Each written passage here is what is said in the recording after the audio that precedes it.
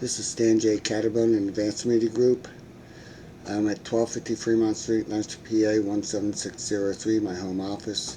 It's 4:02 a.m. on Thursday, August 11th, 2022. I had sent an email and had called a Dr. Platoni. Now, she's a military psychiatrist, and she made a comment and was interviewed on the news for the Stephen Marlow killings in Cincinnati. He killed 3 or 4 people, and then he fled, and they apprehended him in Kansas. Now, this happened last weekend. So I saw her interview, and he's claiming that he's a targeted individual and a victim of mind control. So I sent her an email yesterday and called her, and she responded early this morning. So I'm going to read the first email I sent to her and my response. Dear Dr. Platoni, I just called you this morning.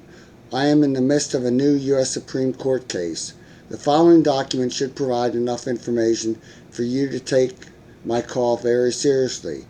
Remember, I am a federal whistleblower, victim of a vast COINTELPRO operation to silence me.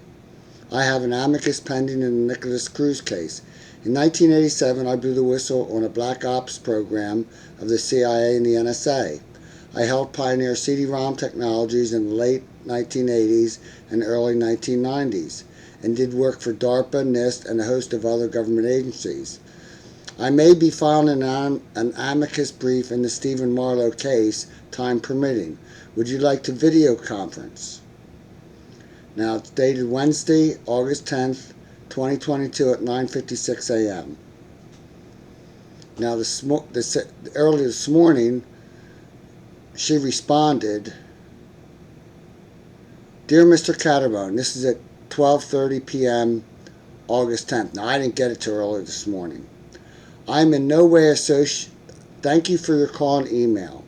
I'm in no way associated with or involved in the Marlow case. I have no involvement with the investigative aspect of this case. I was simply responding to a media request with respect to yesterday's interview. Thank you, Dr. Colonel Kathy Platoni. Now, she has a website, and that's where I got her contact information from. I wrote back at 2:32 a.m. this morning. Dear Dr. Platoni, I will copy you when and if I file an amicus brief. You should be aware that these mass shootings are causing this country to respond in ways that do not reflect the true nature of these horrific events. Manchurian mass shootings could be prevented with the proper response from law enforcement and community social services. Most of these mass shootings that involve Manchurian shooters have at least one thing in common. That is, they always are on the radar of law enforcement and are given a pass, quote unquote, to continue on until the event. Most are already known by law enforcement, and most are also former military or military trained. I believe a national task force should analyze the mass shootings of 2022 for these attributes, but law enforcement, the military, the intelligence community, and Congress